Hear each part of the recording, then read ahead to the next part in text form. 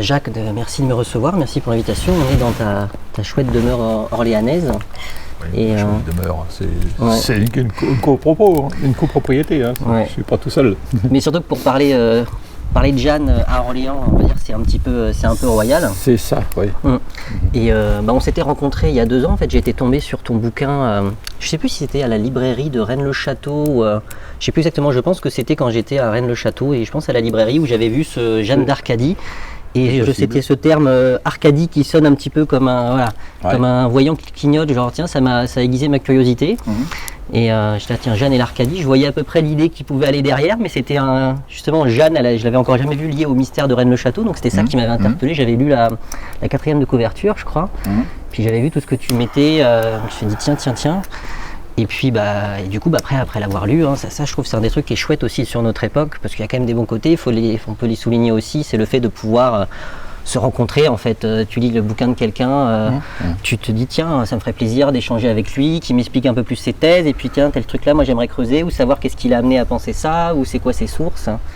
Et puis du coup je t'avais contacté, et puis voilà, je trouvais que tu avais ce livre que tu as écrit sur Jeanne d'Arc, je trouvais qu'il était vraiment intéressant, surtout que Jeanne d'Arc même, c'est vraiment une des personnages les plus connus de l'histoire de France, qui est aussi vachement... mondialement connu. Ouais, c'est ça qui est marrant, tu demandes aux Chinois ou aux Japonais, Absolument. ils connaissent 3 personnages, c'est Napoléon, Jeanne d'Arc, et puis voilà, en plus elle a il y a toute une mythologie aussi, on va dire même dans le roman national, et toi t'es pas du tout venu déconstruire ça, mais déjà du coup, comment du coup t'en es arrivé à Jeanne d'Arc et tu t'es intéressé à elle un peu spécifiquement Comme je le dis,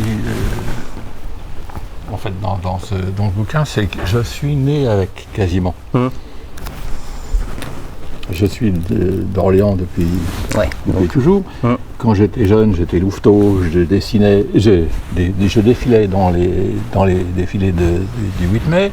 Ensuite, j'étais Boy Scout. Ensuite, je suis à l'armée. J'ai fait mon temps à Compiègne. J'ai été... Oui, c'est là qu'elle est arrêtée, non? C'est là qu'elle a été. Oui, c'est là qu'elle a été arrêtée. En fait, j'ai toujours été marqué par Jeanne. Alors, est-ce qu'elle m'inspire? Je ne sais pas. Et tu l'as retrouvée partout où que tu ailles, quoi. Voilà, partout. Et donc, quand je me suis trouvé à Rennes-le-Château, où j'ai vu une statue de Jeanne d'Arc qui était complètement anachronique dans la sacristie du curé Saunière, parce qu'il est quand même été à Rennes-le-Château de 1880 à 1915 par là. Oui, c'est ça, ouais. Jeanne n'a été canonisée qu'en 1920. Je me suis dit, tiens, ça c'est bizarre. Et je me suis un peu penché sur la question et je me suis rendu compte que il y a des tas de gens qui parlaient n'importe comment du fameux prieuré de Sion. Et je me suis rendu compte que ce n'est pas du tout le vrai prieuré, celui du mec qui a inventé une association à Annemasse en 1963. Mais en fait, le véritable prieuré, non pas de Sion, mais de Notre-Dame du Mont-Sion, a été fondé en 1099 à Jérusalem par Godefroy le Bouillon, qui n'était pas n'importe qui. Et ensuite, ce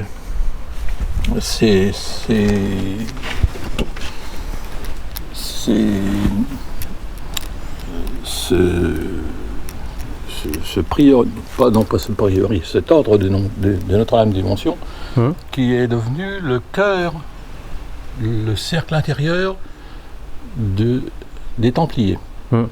Et en 1154, c'est le roi Charles VII, non Louis VII, pardon, Louis VII qui habitait Orléans, à la forteresse qu'il y avait au bout du pont, là, qui s'appelait De Châtelet, là, c'est ça? Le Châtelet, ouais. Voilà. Et c'est lui qui, en revenant de la 4e croisade, je crois que c'est la 4e, a rapporté avec lui 3 ordres de chevalerie. Le premier, c'était l'ordre de Saint-Lazare, qu'il a installé à l'est d'Orléans, à une petite commune qui s'appelle Boigny, et qui y est toujours. Et le second, c'était les Templiers qu'il a installés rue de Bourgogne, où j'habite. Là où on est en plein dans le quartier du Temple, ici, ouais. Et le troisième, c'était l'ordre de Notre-Dame du Montsion, qu'il a installé également à Orléans, dans une église qui s'appelait Saint-Sanson, et qui est à l'intérieur qui était à l'intérieur des remparts à l'époque. Et ça, où est-ce qu'on trouve ces traces-là? C'est dans les archives Alors tout ça, c'est dans les archives, oui. Et c'est donc en fait la première installation en France de l'ordre de Sion et des Templiers. Et ce qui est très bizarre, c'est qu'aujourd'hui, on ne parle plus du tout des Templiers à Orléans, alors que si tu vas te promener rue de Bourgogne, tu vas voir un établissement qui est aujourd'hui un bar à tapas, et qui était autrefois... Et tu m'avais montré. Voilà, qui a été autrefois l'église Saint-Sauveur, qui a été donnée aux Templiers pour leur première commanderie, en fait. Commanderie qui était également dotée d'un territoire, de domaine, sur lequel nous sommes. Puisque, à l'époque, les remparts s'arrêtaient donc à l'actuelle rue de la Tourneuve, et s'en allaient.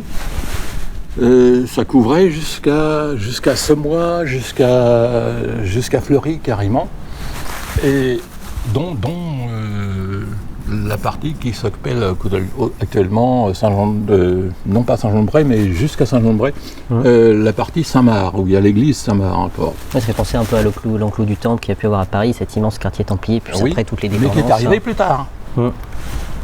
Parce que Orléans est le cœur. Ah, tu veux dire que le siège de l'ordre du Temple a d'abord été à Orléans avant d'être... Oui, parce que c'est là que Louis VII les a ramenés. Et ensuite, en 1163, je crois, c'est-à-dire 9 ans plus tard, on a assisté à pas l'innovation, au début de la construction de Notre-Dame de Paris. Et en même temps de l'enclos du Temple. Mais c'est ça seulement plusieurs années après. Et ce que je veux dire, c'est que, je veux souligner, c'est que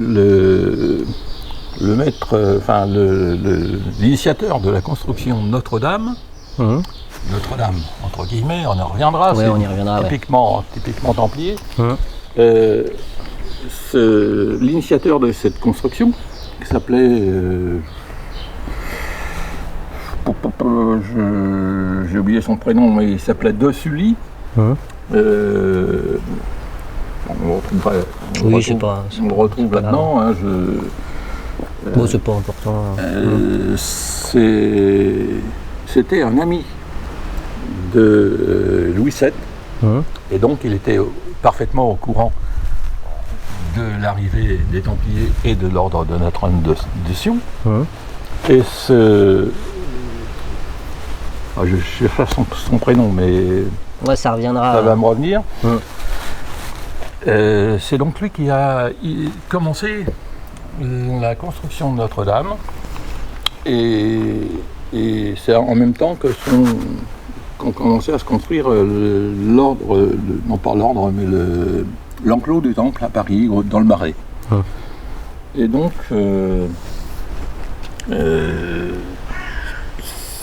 c'est quelque chose qui est important à noter, parce que on va voir tout à l'heure, quand on parlera de Jeanne, que ce n'est pas n'importe quelle bergère, bien sûr elle n'était pas bergère, mais que en fait c'est la fille adultérine de Louis d'Orléans, qui était le frère du roi fou, de Charles VI, ouais. et de sa femme, qui était séparée depuis pas mal de temps, Isabeau de Bavière. Et donc, ça, qu'est-ce qui nous permet de le penser il faut lire un certain nombre de choses, notamment un gars qui a écrit les chronologies royales.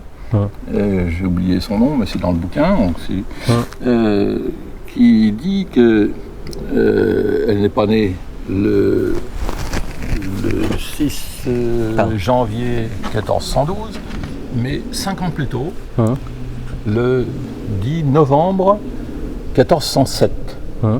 Ce qui fait qu'à Orléans, elle est arrivée, elle avait 21 à 22 ans, et non pas 17. De toute façon, là, on peut le poser tout de suite. Et c'est marrant parce que j'avais un cours il n'y a pas longtemps avec une élève et on avait la période de Jeanne d'Arc. Et je lui dis de toute façon, et puis je lui disais, c'est là que j'ai toute ton influence. Je lui dis de toute façon, elle peut pas, une femme qui monte à cheval, qui se bat, qui mène des hommes, qui soutient des joutes oratoires en latin, qui est capable même d'avoir de l'habileté rhétorique en latin, ce n'est pas une paysanne en fait, c'est juste pas possible. Bien sûr. Mais bon, d'ailleurs, elle a fait une réflexion à un moine de Poitiers lors de son inspection, je veux dire, pour voir si c'était bien une femme. Ça aussi, il faudra qu'on y revenir. Ouais. C'est sur la liste. Elle lui a fait la remarque, comme le moine lui disait qu'elle parlait pas très bien français, parce que évidemment elle a été élevée en Alsace, et lui a rétorqué mieux que vous. Enfin bref. Oui, quand je dis ça, effectivement, elle est née 5 ans plus tôt, et pas à Domremy, mais à Paris.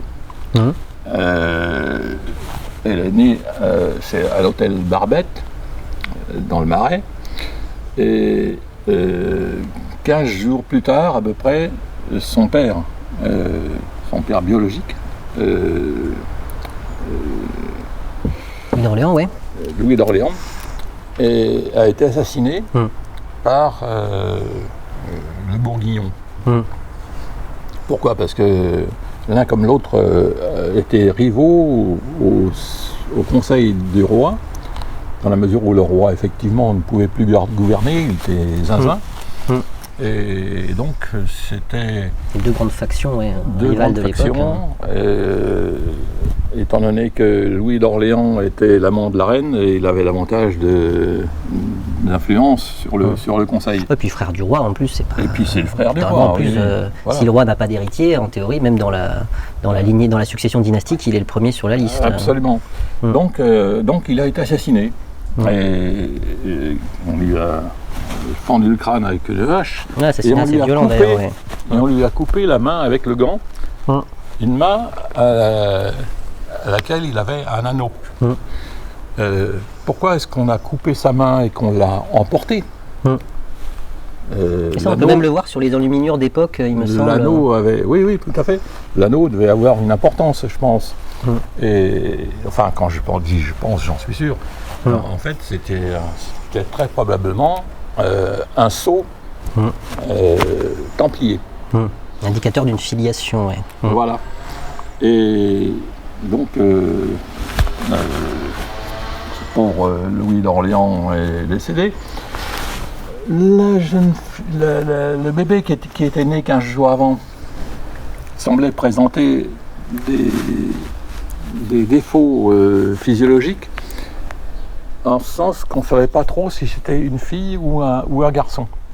Ça s'appelle l'intersexualité. C'est quelque chose de beaucoup plus courant qu'on imagine. Et en fait, il fallait attendre un peu. À l'époque, c'était quelque chose qui arrivait assez souvent. Oui, mais toujours aujourd'hui. On n'en parle pas, mais il y en a toujours.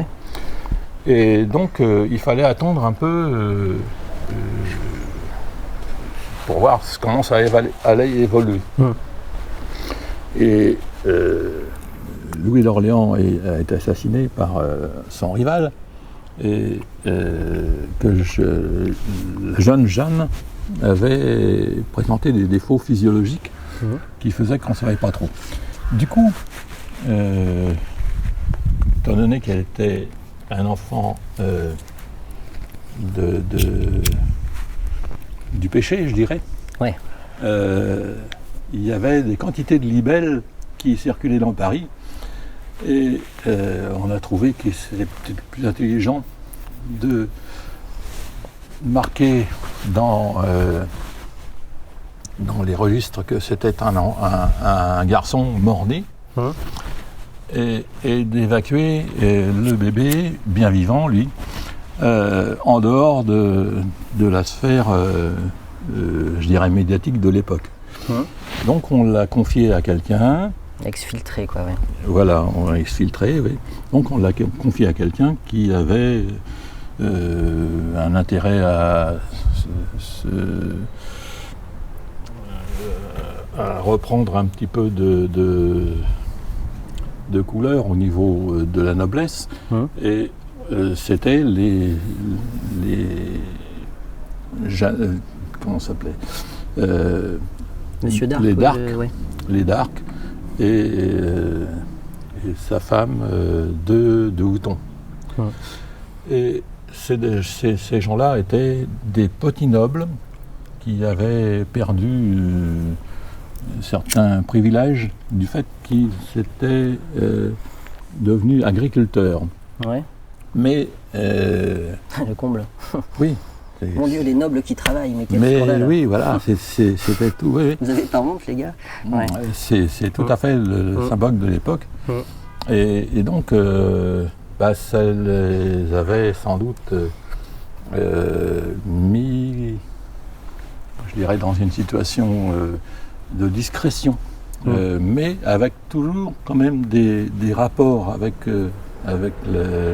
la cour royale, puisqu'il y avait une autre Jeanne d'Arc, qui était femme de, non pas femme de chambre, femme de il va falloir qu'on fasse découpage, femme de compagnie, quoi, de la reine. Et donc, voilà, on a décidé que Jeanne serait arrivée à Don Rémy.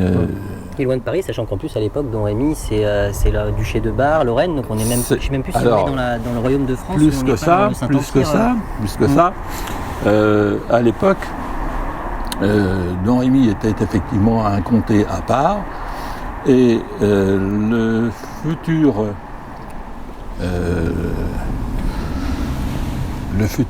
René d'Anjou, qui n'avait encore que 12 ans, a échangé son comté, son riche comté de... Oui, c'était pas Luxembourg, non, c'était pas le Luxembourg ou... Non. Mais c'était dans l'est aussi de la France, oui, je me souviens d'un bouquin quand on parle. Moi j'ai un trou aussi. Ouais, bon.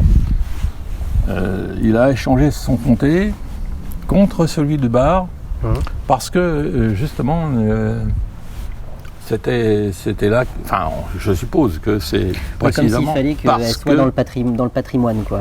Oui, mais ce n'était pas la France. Ouais. Voilà. C'était en fait la limite entre la France et la Lorraine. Et qui à l'époque est dans le Saint-Empire romain germanique. Voilà, et il se trouve que René d'Anjou va épouser la fille du duc de Lorraine. Et donc, c'était à l'époque, pour les gens situés, René d'Anjou, il est comte de Provence, il me semble. Il était comte de Provence, il était fou. Héritier, oui, comte de Provence, puis après il a eu plein de terres aussi. Roi de Naples et de Jérusalem en titre. En titre seulement. Oui, c'est vrai. Oui. Et d'ailleurs, c'est pour ça qu'on retrouve dans le comté de Bar, qui va devenir duché par la suite, la croix de Lorraine. Parce que cette croix de Lorraine, en fait, c'est la croix de Jérusalem. Oui, c'est vrai. On la retrouve dans des traits. Oui. Et ça aura un rapport des siècles plus tard avec De Gaulle, qui... Enfin, bon, bref. Oui. Et je voulais peut-être revenir sur un truc, parce que là, effectivement, pour les gens qui nous écoutent, en fait, on a parlé de Templiers Bon, du coup, on va oublier un peu d'en parler parce que c'est vrai qu'on parle de Templiers alors qu'on est au début du XVe siècle et les gens se disent mais attendez, l'ordre du Temple, il est censé avoir été arrêté et puis dissous dans les années 1310, donc comment il peut y avoir encore des Templiers en France? Eh bien oui, c'est toute la question, c'est que effectivement en 1307, le roi Philippe le Bel les fait tous arrêter, enfin, c'est ce qu'on dit. En fait, il y en a énormément qui ont échappé à cette rafle et qui sont donc partis en Espagne, en Portugal, en Écosse, voilà. Et en fait,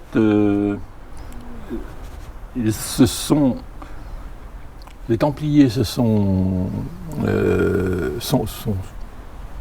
versés dans de nouveaux ordres en Espagne, enfin ils ont changé de nom. Mais en France, étant donné qu'ils étaient abolis par le pape, qui entre parenthèses... Mais pas tant que ça, parce qu'en plus c'est extinction oui, par provision. Ouais, c'est ça, donc c'est... Par provision, et en plus... C'est un désaveu complet du côté de la papauté. Et en plus, on a découvert seulement en 2021 ou 2019, je ne sais plus, qu'il avait réécrit, ou ça s'appelle un rescrit, je crois, disant que finalement c'était une mauvaise accusation et qu'il... Comme en justice, on blanchit, oui, voilà. Je ne sais plus c'est quoi l'expression. Et donc il a totalement pardonné les Templiers. Mais entre-temps, ils avaient été obligés de s'occulter. Oui, ils sont passés en mode souterrain. Voilà, dire ça. Un peu comme les francs-maçons après la Seconde Guerre mondiale, qui avaient été déportés exactement comme c'était des Juifs ou autres. Les francs-maçons se sont occultés et c'est pour ça qu'aujourd'hui, ces gens-là ont une culture de secret. Mais, il avait déjà en partie avant, mais c'est vrai que là, pour le coup, ils ont été chassés vraiment pour ce qui... Non, mais avant, c'était une culture du secret. C'est discret, mais c'est pas secret. C'était une culture de secret, je dirais interne à la profession. Parce que c'était des maçons francs à l'époque des Templiers. D'ailleurs, les communautés d'ouvriers, donc il y en avait deux, je crois, mais une qui s'appelait les Compagnons du Devoir de Liberté, qui ont perdu ces dernières particules. Ça s'appelait avant Enfants de Salomon, il me semble, avant. Alors c'est une autre. Ah, c'est une autre. Il y avait deux, ce que je viens de dire, il y avait deux. Mais en fait, ils travaillaient ensemble. Et puis ils étaient très proches des Templiers de toute façon. Oui, ils étaient logés et je dirais peut-être même payés par les Templiers pour construire des cathédrales. Donc, ça, c'est la grande thèse que tu as dans ton livre, mais là où tu as été aussi, j'imagine, assez influencé par les travaux de Louis Charpentier dans les années 60. Oui, bien sûr. Oui. Les Templiers ont été, c'était vraiment cette ONG en fait qui avait vocation un peu à civiliser. Enfin, c'est passé par le Temple, mais avant il y avait eu les ordres monastiques et l'idée qu'on a vraiment une espèce d'organisation gouvernementale qui va un peu civiliser, qui va faire du développement à la fois économique, agricole, on va dire, matériel, mais et spirituel aussi, essayer d'élever le niveau de conscience, de spiritualiser. Tout à fait, Et c'est effectivement, c'est pas la raison principale, à mon avis, du secret, qui se transmettait des secrets de métier. C'était pas des secrets, ils se cachaient pas. Mais c'est vrai que c'était une façon de former les nouveaux, les apprentis, etc. Et tu penses aux compagnons bâtisseurs là? Oui. Il y a toujours eu des rites d'initiation dans ces logiques de corps. Toujours. De la même façon que même les bizutages, aujourd'hui ça existe toujours. Et donc, les bizutages c'est autre chose. Mais oui. Je pense même qu'on va accuser les Templiers d'avoir fait, c'est un ordre militaire, et donc on peut très bien avoir des espèces de logiques de bizutage, on te fait faire des trucs à l'entrée pour te tester. Bon, alors c'est sûrement pas que ça. C'est un ordre militaire, mais également monastique. Oui, en ça, il est très singulier. C'est très singulier, et c'est à l'époque, c'était quelque chose qui était même presque révolutionnaire. Les chevaliers moines. Oui. Parce que, bon, normalement, tu ne tueras point, bah oui, mais... Oui, au départ, ça peut apparaître comme une contradiction. Oui, et en fait, il faut se resituer dans le contexte de l'époque, où, en fait, on présentait, d'ailleurs, ça me rappelle un peu des trucs qui se passent aujourd'hui, on présentait les Mahométans comme les ennemis du Christ. En fait, si on regarde bien, non, parce que le Coran reconnaît Jésus, Issa. Techniquement, l'islam reconnaît plus Jésus que le judaïsme, par exemple. Oui, absolument. Donc, enfin, bon, bref, c'est une parenthèse. Donc, à l'époque, les Templiers étaient donc normalement voués à défendre le Christ. D'ailleurs, dès le départ, ils ne s'appelaient pas les Templiers, ils s'appelaient les pauvres chevaliers du Christ. Ils n'ont jamais parlé des Templiers de Jésus, mais du Christ. Ils font une différence. Comme si pour eux, loin d'être anodine, comme si pour eux, Jésus historique et le Christ, c'était deux personnages qui se sont peut-être mêlés, mais... Il y a une figure historique et puis il y a un symbole, un archétype, un idéal. Absolument, oui. Enfin bref, on n'est pas vraiment là pour parler de ça.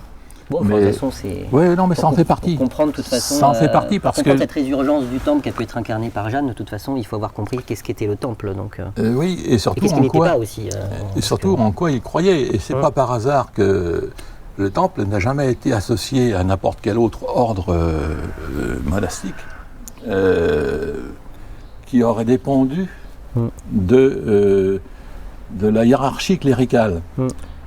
Le temple a toujours dépendu uniquement du pape. Et pas, même pour consacrer, enfin pour... comment on appelle ça ?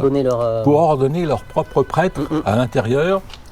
Ils ne sont jamais passés par... Ils étaient indépendants de ce qu'on appelle à l'époque le clergé séculier. En fait. Voilà, il y avait le clergé régulier, en gros, c'était les moines, les monastères, c'est-à-dire des gens qui faisaient des vœux, qui avaient un engagement monastique. Et le clergé séculier, c'est celui qui était dans le siècle, dans le temps. Donc c'était tout ce qui était plutôt la pyramide ecclésiastique, donc les évêques, les abbés, les curés, etc., jusqu'au pape.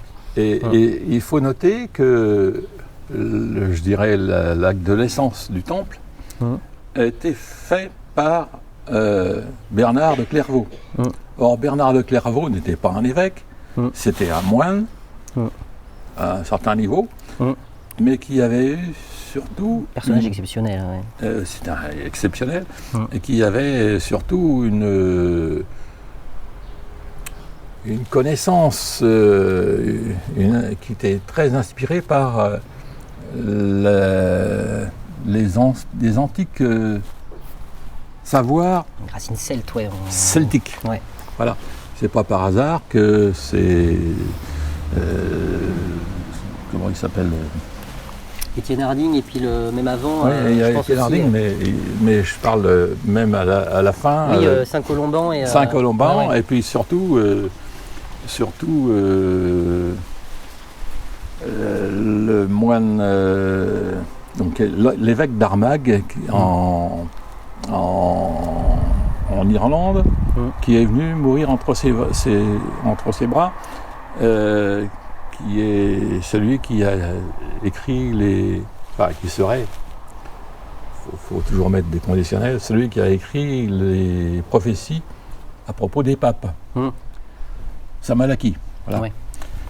Et bon, ça laisse supposer que les Templiers avaient une foi christique, je dirais, oui, chrétienne, oui, mais pas du tout dans la ligne du dogme du Vatican. De toute façon, qui a arpenté les sites templiers, je dirais en plus il y avait déjà une reconnexion avec les bénédictins, les cisterciens autour de l'an 1000 aux racines, on va dire, celtiques de l'Occident, et avec les templiers il y a eu aussi le fait d'être les États latins qu'on est un peu allé puiser aux racines orientales. Aussi juste pour resituer pour les gens, en fait il faut se rendre compte que avec l'installation finalement de la Gaule la Gaule était celtique. Quand vous avez la colonisation par les Romains et qui ça deviendra l'Empire romain finalement, les druides vont être quand même, qui étaient ces grandes figures spirituelles et dépositaires de la tradition celtique, ont été persécutés.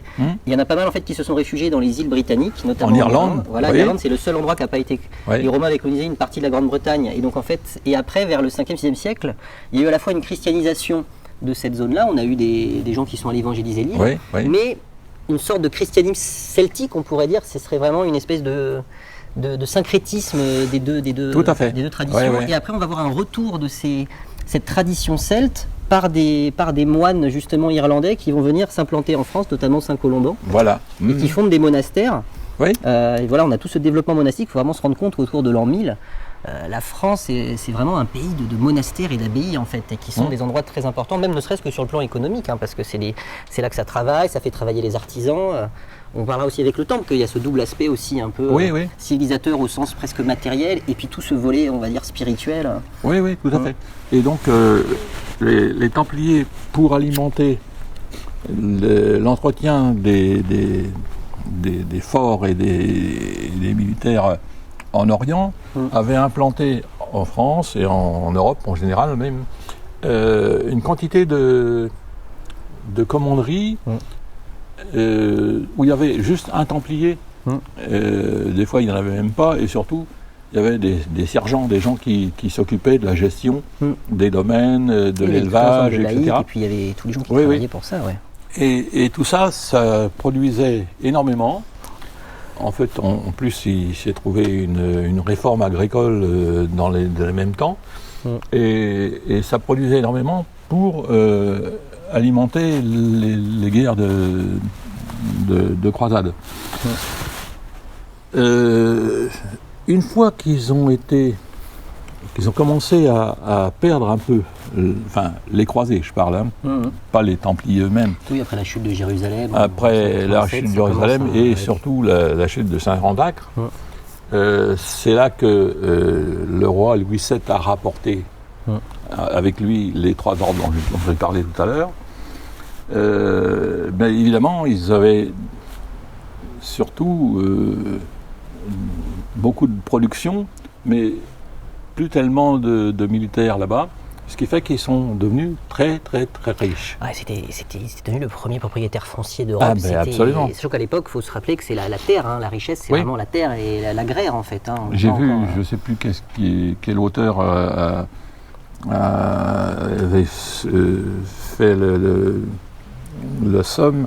Il devait y avoir plus de 2000 commanderies en France. C'est l'ordre de grandeur, Oui. Et en conséquence, au moins autant de Templiers, sinon 2 ou 3 fois plus.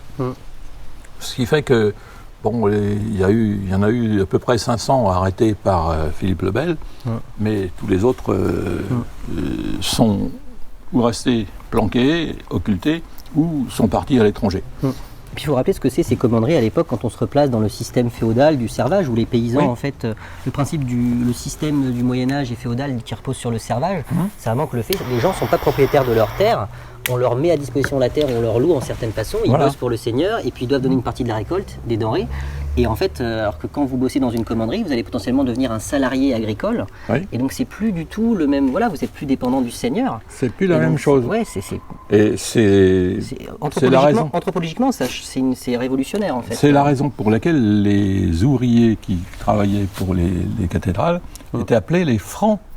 Parce que des francs-maçons, parce qu'ils étaient libres de toute. Oui, parce qu'à l'époque, on ne se promenait pas comme ça sur le territoire. Voilà. Et eux ils pouvaient se promener librement. Ils n'étaient pas gênés. Exactement, parce qu'en fait, ils étaient libres. C'est le mot franc veut dire libre. Et c'est une évolution civilisationnelle incroyable qui s'est produite à ce moment-là. Et là, si on parle justement des compagnons et des cathédrales, on peut peut-être reboucler avec cette idée justement de la spiritualité et ce peu à quoi pouvaient croire les Templiers, puisque ces cathédrales qui sont dédiées à cette fameuse Notre-Dame qui... Oui. Alors là... Je te laisse développer. Là, on va entrer dans un domaine qui est aux yeux des croyants chrétiens actuels parfaitement hérétique, puisque en fait, Notre-Dame, de mon point de vue, ce n'est qu'une appellation nouvelle d'Isis, la déesse égyptienne. Ouais. Voire même pour moi, je dirais la déesse mère, le féminin. Absolument. La polarité féminine de la création et du sacré. Voilà. Et je dirais que dans le signe de croix, tu fais au nom du Père, du Fils et du Saint-Esprit. Le Saint-Esprit, à mon sens, a été inventé pour ne pas dire la mère. De toute façon, si on reprend la Trinité, la grande Trinité qui était connue jusque-là, c'était la Trinité égyptienne de Osiris, Isis, Horus. Absolument. Donc, Père, Mère, Fils. Et quand vous voyez, on passe de Père, Fils, Saint-Esprit. La mère est devenue le Saint-Esprit. Parce qu'en fait, depuis le début, le Saint-Esprit, c'est la mère. Puis voilà, puis en fait, si on revient aussi aux spiritualités antiques, les sociétés qui ont existé qui étaient matriarcales, et puis pendant très longtemps, en fait, voilà, il y avait des femmes prêtresses. Ça, c'est l'Église qui va interdire tout ça. Et puis oui, en fait, il y avait aussi ce côté, pendant très longtemps, qu'est-ce qui donnait la vie, d'où venait la vie, ça venait d'une femme, ça venait d'un œuf, donc donc sûrement que la création était féminine en fait. Et c'est ça qui a été occulté par curieusement, on retrouve dans certaines églises et dans certaines peintures le Christ qui apparaît dans une mandorle. Une mandorle, c'est une espèce cette espèce d'amande. Une amande, voilà, c'est le mot que je cherchais, qui n'est pas sans rappeler le sexe féminin. Bien sûr.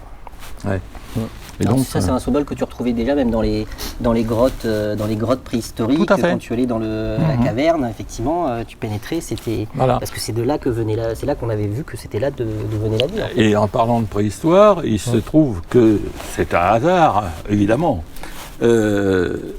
Nombre de commanderies ont été installées sur des lieux qui étaient des endroits de culte celtique. Et pas seulement les commanderies, mais aussi beaucoup de cathédrales. À commencer par Notre-Dame de Chartres, mais également Notre-Dame de Paris. Je pense à Notre-Dame de l'Épine qui est installée au milieu les épines, en plus. Les épines, c'est typiquement... je dirais c'est une signature templière, les épines. Il y en a partout où il y a eu des dolmens et surtout des menhirs. Il y a eu beaucoup de ces endroits qui ont été investis par le temple pour y faire... Qui se sont mis sur les anciens lieux sacrés des Celtes, qui eux-mêmes étaient sur des lieux sacrés, notamment aussi mégalithiques, qui étaient là, qui avaient repris ces lieux sacrés. Voilà. Et c'est quoi ces lieux sacrés? Bon bah là, pour certains on dira que dans l'ésotérisme, mais effectivement, c'est les énergies telluriques, c'est des endroits où on avait l'impression que c'était des points remarquables de la Terre, du point de vue électromagnétisme, ou plein d'autres choses. Et là, on peut voir ça, c'est comme des points d'acupuncture pour canaliser ces énergies telluriques et puis faire le lien avec le cosmos et le haut. Exactement. Et même les cathédrales sont en fait des centres... turbines alchimiques. Oui. Parce que sous les cathédrales, il y a toujours un puits celtique. Je ne l'invente pas. Il y a généralement une Vierge noire. Vierge noire, pourquoi noire? Bah oui. Qui apparaissent de partout à cette époque-là. Et ça, c'est aussi la signature des Templiers. C'est-à-dire, et au-dessus de ce puits celtique, au-dessus du cœur, généralement, s'élève une flèche.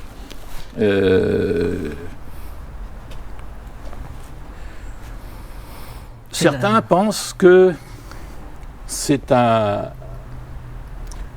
je veux dire, le signe de croix, il n'est pas seulement horizontal, il est aussi vertical. En fait, le signe de croix, c'est pas 4 directions, c'est 6 directions. Et la plus importante, c'est celle qui va du ciel vers la terre. Donc, c'est l'esprit, c'est ce qui monte. Oui, c'est exactement ça.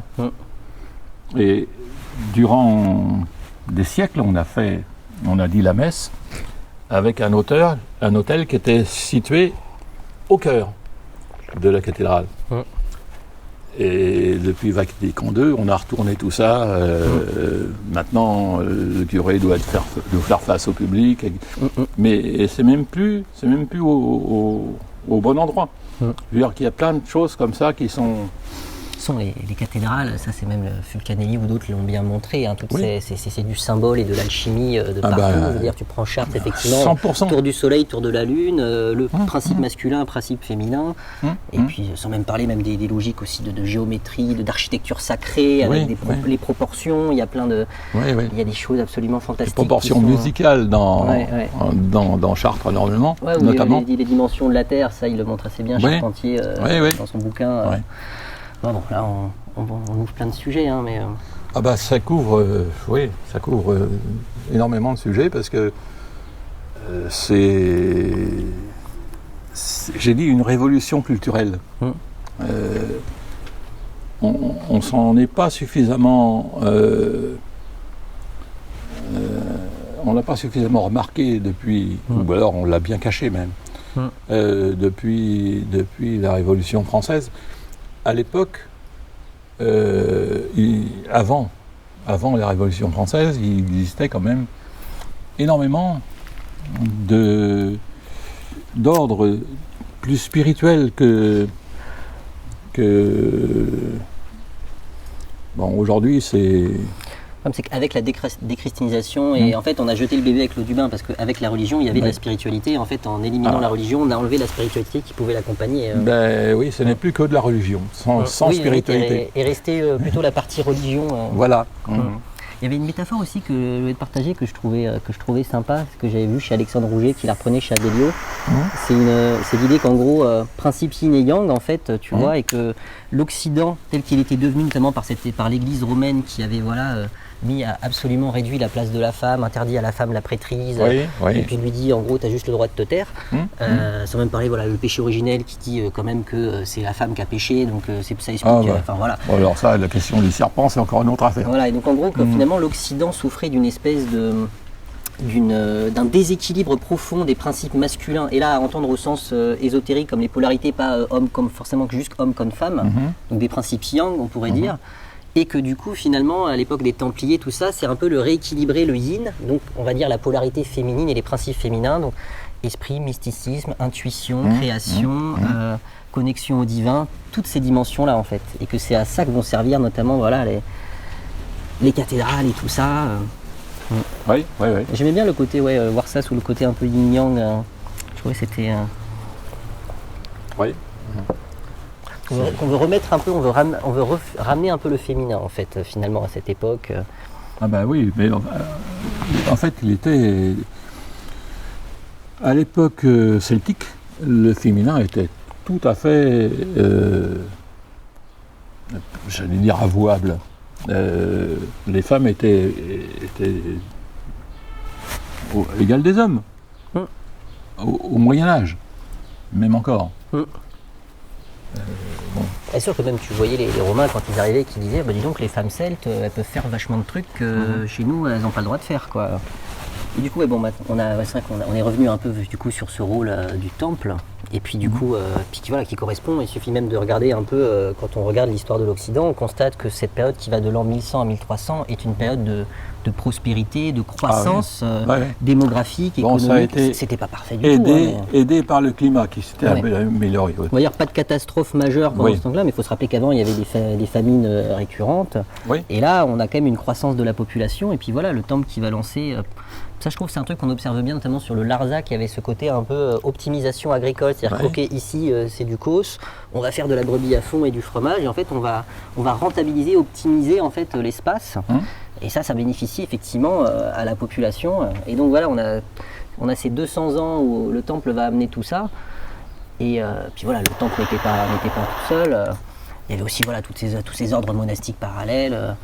Donc on va avoir une période assez brillante sur pas mal d'aspects. D'ailleurs, des fois on parle aussi de la Renaissance, on parle des fois de la petite Renaissance pour qualifier cette époque, parce qu'aussi sur le plan intellectuel, philosophique, il y a plein d'écrits dans la littérature. C'est aussi l'époque des récits du Graal, la grande époque de la chevalerie, cet idéal chevaleresque quand même, la défense du faible, de l'orphelin, qui n'est pas vraiment les idéaux qui vont être encore à l'honneur plus tard.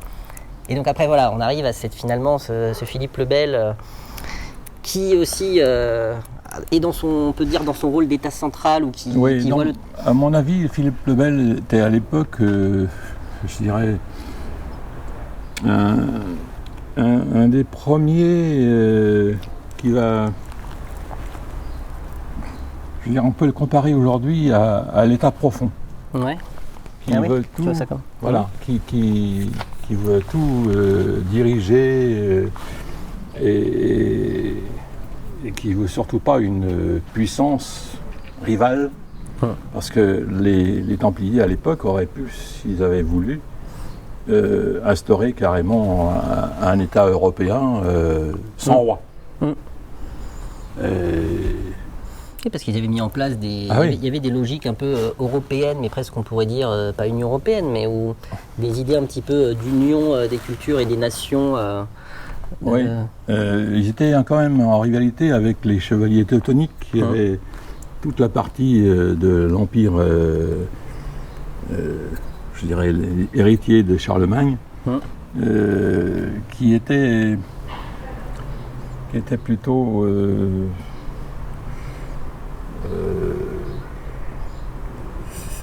c'était pas des gens qui auraient facilité l'évolution individuelle. Charlemagne était, bon, tout le monde en fait des gorges chaudes avec le fait qu'il ait inventé l'école, c'est pas vrai. Les écoles existaient déjà avant, et surtout celui-là, il a quand même fait assassiner des gens qui ne voulaient pas se convertir au catholicisme. Ah oui, non, c'est cette image de ce grand empereur civilisateur, c'est pas trop ça dans la réalité. Non, c'est lui qui a quasiment refondé le Vatican. C'est la vieille tentative de ressusciter l'Empire romain d'Occident. Exactement, qui va encore foirer, d'ailleurs. Oui, c'est tout à fait ça. Et je pense que les Templiers ne voulaient pas ça. Enfin, après, c'est vrai que si on se met dans la perspective d'un Philippe le Bel, on se dit, il y a cet ordre du Temple finalement qui est devenu un des premiers propriétaires fonciers, qui est complètement autonome et indépendant, qui a une puissance financière, militaire, parce que voilà, comme ils avaient mis en place aussi ce système de banque et de circulation, on peut dire, de l'argent et de la monnaie, mais aussi dans l'idée que de la bonne finance qui permet aussi de financer du projet, qui est une impulsion, qui est un outil d'ingénierie financière au service de l'économie réelle, on pourrait dire ça. Et puis voilà, qui était devenu aussi du coup... puis comme ils avaient cette réputation effectivement d'intégrité, on leur avait confié la collecte des impôts, on leur avait même confié une partie de la trésorerie, le dépôt. Oui, et ils ne s'enrichissaient pas eux-mêmes. Ouais. C'est quelque chose qui devrait servir d'exemple à un certain nombre de financiers de notre époque. C'était l'ordre qui était riche, c'est ça, mais c'était pas ses membres. Voilà. Et ça change tout, parce que j'ai mis, je ne sais plus où dans ce bouquin, je l'ai mis que effectivement ce qui compte c'est plus l'évolution de tout le monde que l'évolution de quelques-uns. Bon, surtout quand on arrivait ceux qui rentraient dans le temple, et voilà, ils laissaient tous leurs biens matériels. C'était quand même un don de soi et un engagement au service d'un espèce de collectif. Absolument. Et du coup, voilà, tout s'arrête en tout cas sur le papier et peut-être en apparence, ou en tout cas avec l'arrestation des Templiers, mais comme c'est ce que tu dis aussi, ils passent en partie en mode souterrain. Alors de toute façon, c'est en France qu'ils ont été arrêtés, donc il faut se dire au Portugal ils sont devenus l'ordre du Christ. On sait qu'il y en a qui sont allés en Écosse quand même. Ce qui explique que quand Jeanne d'Arc va faire son entrée en scène, d'abord, qui est-elle? La fille de Louis d'Orléans, qui était très certainement un haut dignitaire templier, et surtout par ces deux branches, elle remontait à Clovis et Clotilde. Et ça aussi. Côté Louis et côté Isabeau de Bavière. Voilà. Et donc aux Mérovingiens.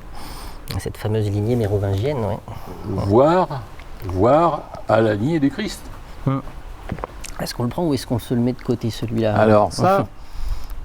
Restons un peu sur Jeanne, on ira Mais c'est pas par hasard qu'elle apparaît dans l'histoire alors qu'elle est censée sortir de ses troupeaux. De ses troupeaux de moutons. Elle dira elle-même qu'elle n'avait jamais gardé les bêtes. Et donc, on s'interroge pour savoir pourquoi c'est cette fille-là qui a été mise à la tête des troupes du roi, qui n'en avait pratiquement plus. D'ailleurs, c'était les troupes du comte de d'Anjou. Et... À l'époque, le roi est à Chinon, c'est chaud là. Sa mère, sa mère, il y a eu quand même eu le traité de Bretigny, ou je ne sais plus comment il s'appelle, qui donne carrément la couronne de France aux camps opposés et aux Anglais, pour faire simple. Ce Charles d'Orléans est un bâtard, et qu'en l'occurrence, le trône de France doit revenir au roi d'Angleterre. C'est là que les Templiers ont dit stop. Il y a presque un côté d'ailleurs presque patriote, parce que faut rappeler en fait qu'au début la guerre de 100 ans, c'est d'abord une guerre de succession dynastique avec extinction de la ligne, justement le fameux Philippe le Bel qui aurait eu cette malédiction. Alors ça c'est qu'il allait mourir, pour le coup ça s'est bien passé, Philippe le Bel meurt, tous ses fils meurent en quelques années, et du coup il y a une extinction de la lignée. Oui, ça me rappelle des tas de gens qui prennent des balles en ce moment, on ne sait pas trop pourquoi, mais bon, ils critiquaient.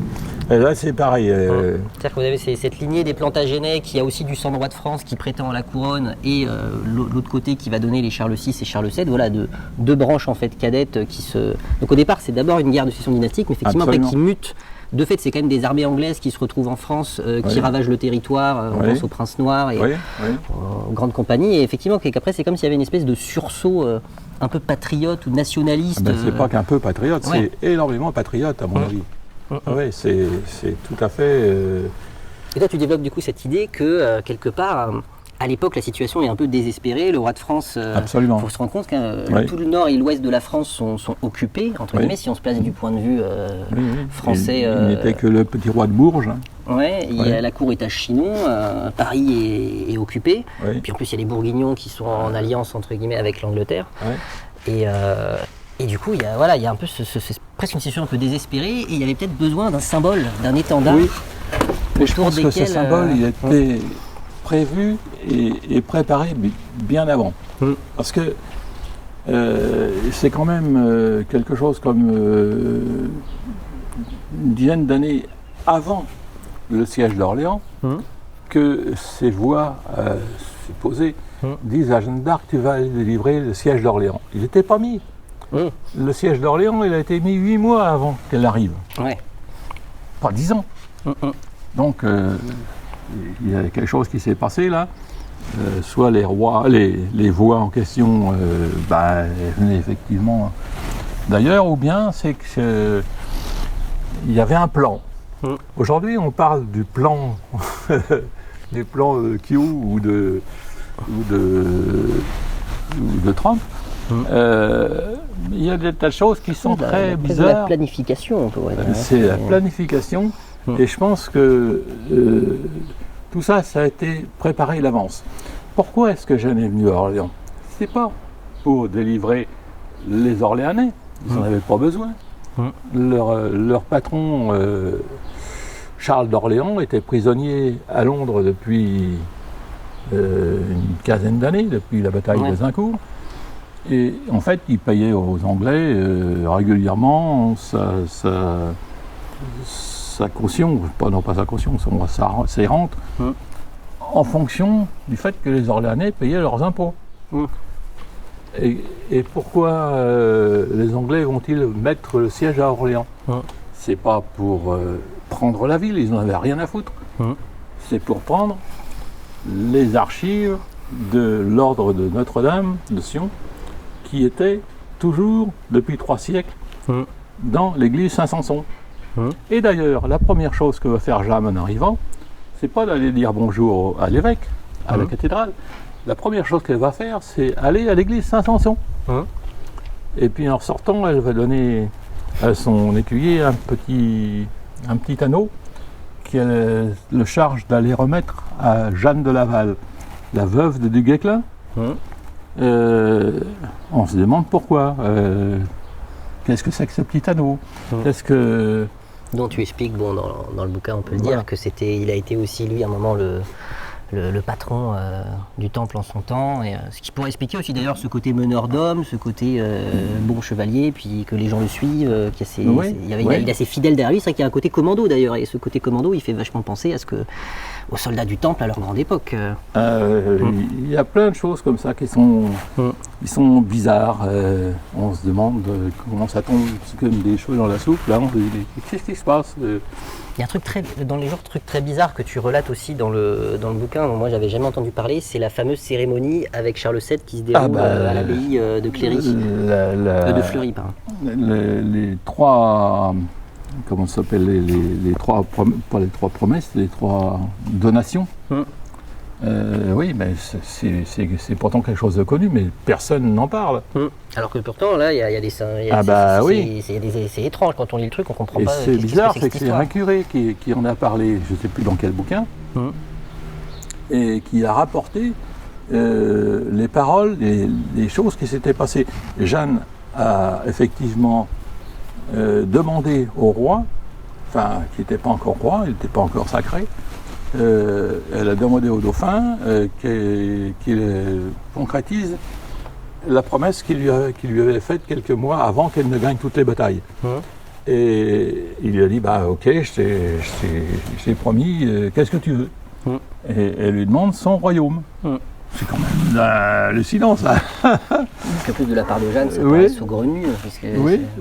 Elle avait fait tout ça pour ça. Bah oui. Et en fait, aussitôt qu'elle le reçoit, elle l'offre à son roi du ciel.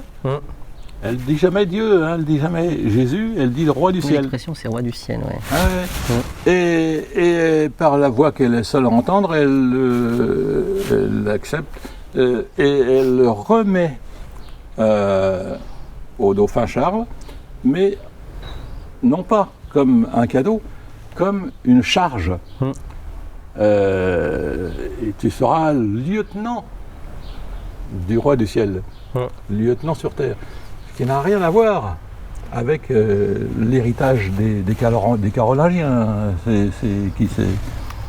Ça revient, cette idée qui aussi. Qui distribuait les propriétés de père en fils, ça n'a rien à voir. Donc, le roi, tu es le représentant de ton peuple et tu dois aussi défendre les intérêts. C'est un devoir avant d'être des droits, des passe-droits. Exactement, oui. Et ça nous ramène effectivement à la coutume mérovingienne où le roi était élu dans un collège de barons et où il n'avait pas de propriété propre, c'était le royaume qui était propriétaire, pas lui. Et puis c'était roi des Francs et pas roi de France. Et roi des Francs et pas roi de France, tout à fait. Donc, ça, c'est un truc qu'on oublie. Complètement. Le fait qu'avant, à cette époque-là, les charges n'étaient pas héréditaires. Tu n'étais pas seigneur, tu n'étais pas comte de machin de père en fils. Je te donne cette responsabilité. Si tu déconnes et que tu fais de la merde, je te l'enlève. Voilà, exactement. Voilà. Et après, effectivement, c'est devenu héréditaire. Oui, à partir des Carolingiens. Oui. Ça fait même penser, moi, tu sais, au pharaon. Qui était dépositaire, qui devait appliquer le principe de la maths, tu sais, qui devait faire régner la maths sur Terre, donc c'est-à-dire l'harmonie cosmique, la justice, la vérité, le bien, quoi. Exactement. Mais j'en parle un peu, non plus dans Jeunes Académies, mais dans certains l'appellent papa. Certains l'appellent papa. On les présentera à la fin. Ouais, c'est le fait que les Mérovingiens étaient très probablement, il faudrait retrouver, je ne sais pas si on peut retrouver des choses aussi lointaines, étaient très probablement les descendants de la 12e tribu d'Israël, qui étaient donc les enfants... De Benjamin ou de Benjamin, oui. Et à ce titre, si on remonte un peu plus loin encore, les Israéliens, les Yéhouds, comme on les appelait à l'époque, étaient ni plus ni moins que les suivants, je n'ai pas d'autres termes, de la religion monothéique instaurée par Akhénaton. Et en fait, si on suit cette idée-là, les Mérovingiens de Clovis et puis le discours de Jeanne à Fleury, enfin à Saint-Benoît-sur-Loire, ça nous ramène à cette vision que le roi n'est pas le propriétaire. Et c'est tout le contraire de ce qui se passe sous le régime carolingien, avec les seigneurs qui disposent de tout. Tu sais, même moi qui suis spécialiste du coup du XVIIIe siècle et qui ai beaucoup étudié Louis XV et Louis XVI, même encore à cette époque-là, on a cette image un peu du roi de France qui vit à Versailles dans le luxe. Alors oui, certes, il y avait tout ça, mais à noter qu'en fait, du coup, ces rois de France, finalement, ils n'avaient pas choisi d'être rois, donc il n'y avait pas ce combat pour le pouvoir. Donc tu étais roi quand tu n'avais, on va dire, rien demandé. C'est vrai. Et du coup, il y avait une assez haute idée quand même. Il faut ça se ressent et ça se voit quand on voit leur attitude et toute leur prise de parole. Ils avaient cette responsabilité d'assurer la subsistance de la nation. Et ça, c'est vraiment quelque chose que pas tous l'ont incarné, ont endossé cette responsabilité, mais un certain nombre l'ont endossé. C'est vrai à partir de Henri IV. Oui. Ça a été variable en fait la vie des rois. Bon, c'est l'humain aussi. Mais Henri IV n'était pas un carolingien. Eh oui, on était déjà dans la filière. Et là, on parlait des Mérovingiens aussi. Alors ça nous renvoie aussi. Hein, c'est au cœur du mystère de Rennes-le-Château, de ce qui gravite, on va dire, derrière le mystère de Rennes-le-Château. Mais pour moi, alors c'est vrai que arriver à prouver que les Mérovingiens, du coup, qui sont la tribu, on va dire la lignée royale, on pourrait dire ça comme ça, la famille noble royale des Francs saliens qui eux-mêmes viendraient des Sicambres, courbe le cou, fier Sicambre, ce que dit l'évêque de Reims quand il baptise Clovis, et que les Sicambres eux-mêmes seraient issus de la tribu de Benjamin. Alors ça, à démontrer, on n'y arrivera jamais. Mais par contre, c'est vrai qu'il y a des choses troublantes qui questionnent quand on voit notamment cette volonté de façon générale des rois de France de se mettre dans la filiation de la tribu de Juda et notamment de la lignée davidique, qui est la lignée royale, la lignée des rois d'Israël. Et d'ailleurs Jésus est censé, alors on peut se dire c'est juste symbolique au sens où on est chrétien catholique, donc on est les dépositaires de Jésus.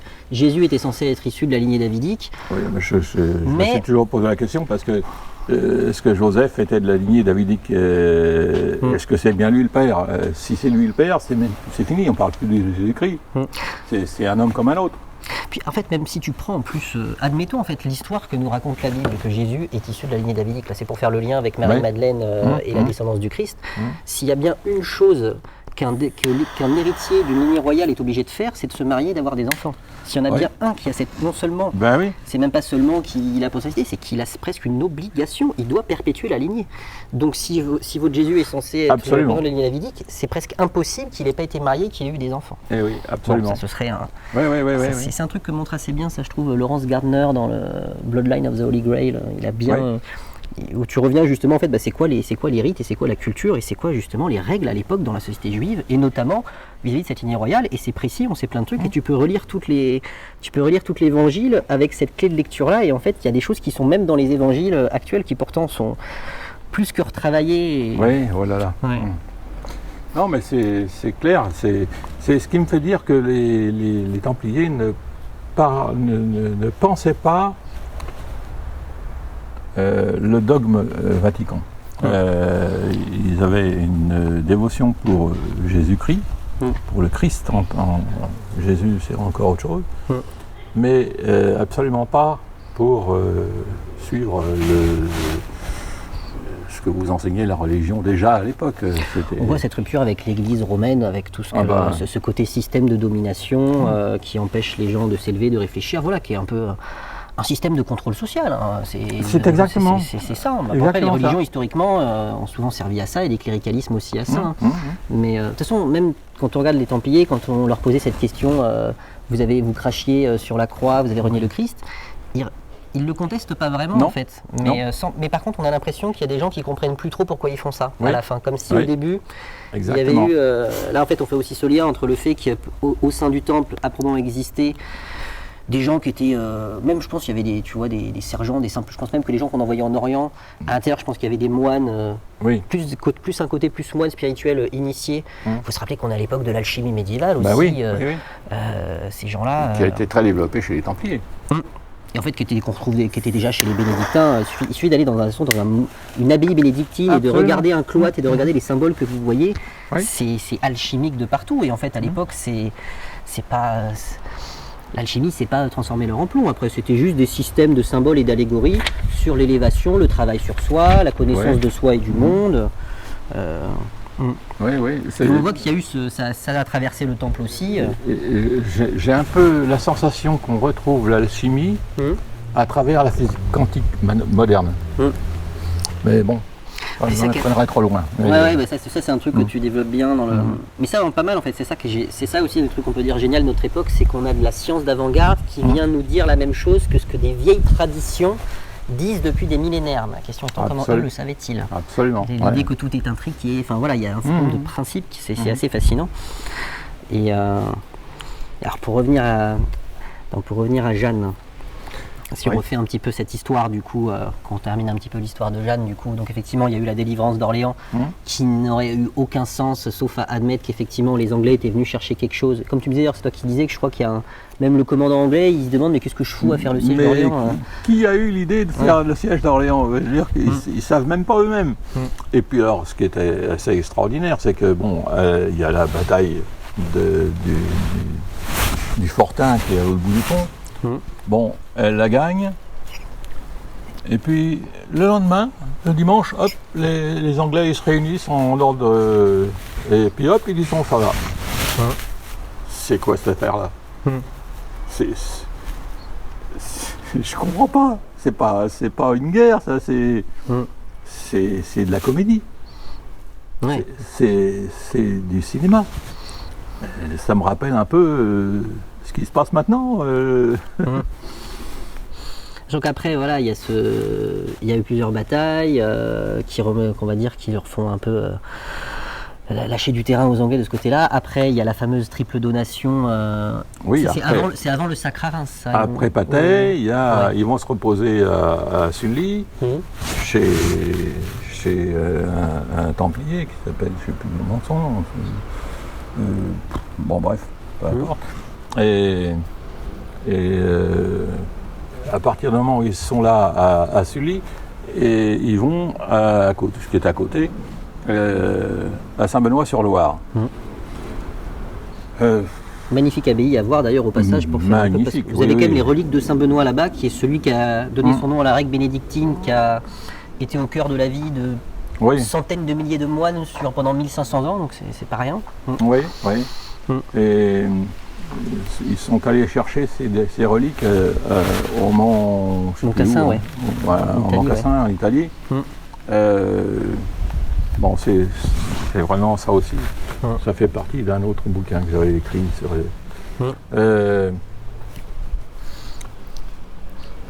Et après, elle l'emmène se faire sacrer, du coup. Et après, elle l'emmène se faire sacrer. Elle va faire 2-3 petites... même pas des batailles, elle va se présenter, et puis les autres, ils donnent les clés sur le chemin pour aller à Reims. Bref, alors à Reims, elle rentre avec son drapeau, avec son étendard. L'évêque qui dit mais qu'est-ce que ça a fait là ça avec le Bosséan, l'étendard du temple. Mais oui, bien sûr. Ça on le sait comment d'ailleurs. Il a été à la bataille, il a droit au honneur, je sais plus ce qu'elle répond, mais c'est ce que ça veut dire. Bon, tu laisses ça. Ça fait pas chier quoi. Exactement. Ouais. Je le fais et de toute façon. Par contre, comment on le sait ça? Enfin, tu vois, sur le plan des sources, des archives, en fait, c'est écrit en toutes lettres dans les archives de l'époque. Est-ce qu'on a une chronique en fait sur la vie de Jeanne? Parce qu'il y a eu le procès, où ça on en parlera après. Mais on avait d'autres choses comme ça, on a eu un peu une chronique Bon, le procès c'est encore autre chose parce que le procès on l'a pas. On n'a que la traduction vers le français des copies en latin qui avaient été expédiées au Vatican. En fait, les véritables minutes du procès de Rouen, on les a jamais eues. Ils ont disparu, je sais pas. Ils ont disparu. Ça avait été retranscrit en français, en vieux français. Et nous, ce qu'on a, c'est une copie, une traduction en latin avec tout le... Bon. Oui. Sur l'authenticité pure du document, est-ce que c'est une pure transcription? Ouais. Mais déjà de ça, il y a des choses intéressantes à... Oui, parce que même ça, il y a des choses qui parlent. Et dans le procès en réhabilitation également, il y a des choses qui sont étonnantes.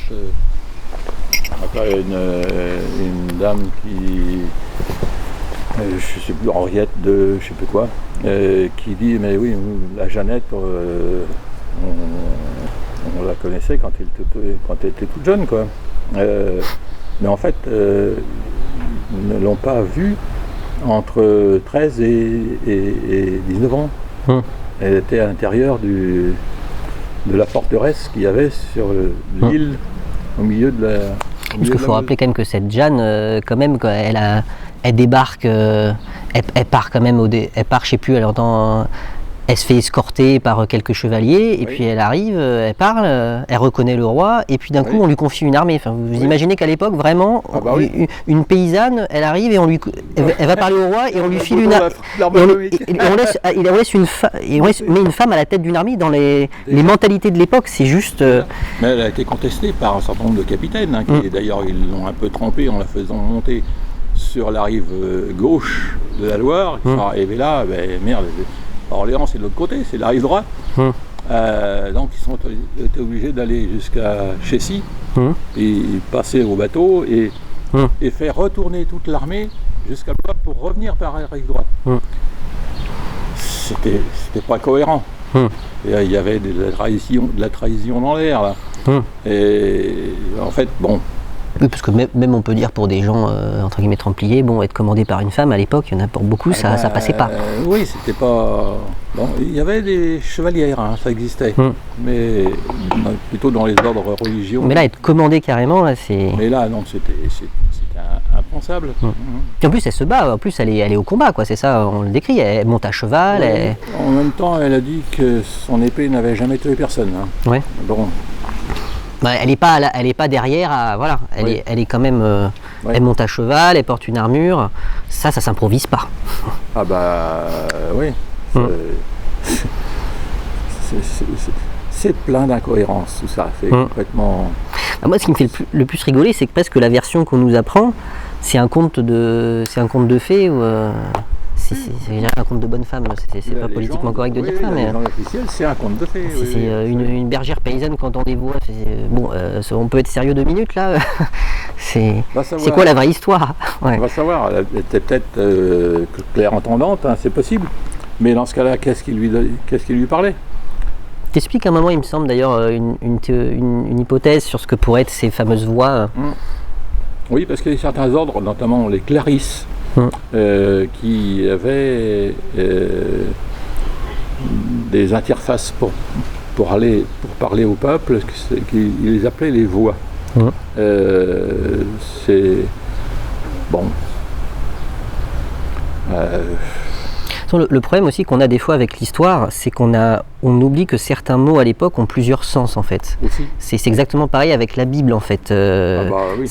Sinon, on prend quelqu'un aujourd'hui, ça c'est une comparaison, je crois que je fais Laurence Gardner, dans 300 ans, on parle d'une star d'Hollywood, et bah oui, c'est pas une étoile dont on parle. Oui. Mais en fait, parce qu'effectivement, pour nous, il y a plusieurs sens en fait. Et en fait, à toutes les époques, c'est comme ça en fait. Ça a toujours été comme ça. Et ça marche aussi avec les évangiles d'ailleurs. Tous les Esséniens avaient tout un ensemble de métaphores. Pareil, oui. En tout cas, du coup, elle finit par être trahie, arrêtée. Oui. Arrêtée, pas par n'importe qui. Enfin, je me souviens plus du nom du gars qui l'a fait descendre de cheval, mais elle a été confiée au comte de Luxembourg, qui l'a fait ensuite traîner avant de la livrer aux Anglais. Il a fait traîner à différents endroits. Comme par hasard, c'est que des endroits marqués par le temple. Ouais. Et bon, il finit par la livrer aux Anglais. Elle avait dans la tour du château de Bouvreuil. Et là, c'est quand même une VIP. Je veux dire qu'elle n'était pas dans le dernier tréfonds de pas au cachot. Elle était. Voilà. Bon. le procès se passe, mais elle n'est pas condamnée par rapport à ce qu'elle dit, ce qu'elle fait, parce qu'elle a une façon de manier la langue qui est extraordinaire. Elle répond partout, ou elle ne répond pas, dis donc, là je suis désolé, j'en parle pas. Et finalement, ils n'ont pas rien pour la condamner, vraiment. Sauf... Si on prend un vocabulaire moderne, les chefs d'inculpation contre elle, finalement, c'est quoi? Normalement, ils l'accusaient d'hérésie et de sorcellerie. Mais... Non, parce qu'elle montait à cheval, non? Parce qu'elle s'habillait comme un homme Alors, c'est pour cette raison qu'à la fin, ils vont la voir, parce qu'elle est en prison, et normalement, elle se déshabille pour dormir. Et puis, je ne sais pas qui, est-ce que c'est des gardiens anglais ou qui lui piquent ses fringues, des robes, et qui laissent à la place les habits d'homme. Ouais. Ah, mais comme elle avait effectivement promis de ne pas remettre des habits d'homme, ça fait, comme on dit, relapse. Elle a trahi sa parole. Parce qu'elle avait presque été acquittée. Elle avait presque été acquittée dans un premier temps, c'est ça? Ils n'avaient pas le moyen de la condamner. Ouais. Et ils ont trouvé celui-là. Et donc, ils l'ont condamnée pour ça, pas pour autre chose. Parce que tu disais qu'elle répondait habilement, oui. que maniait presque les doubles sens, elle faisait des réponses évasives qui pouvaient permettre de répondre tout en... Oui. Elle vous voyait bien. Elle était très très forte.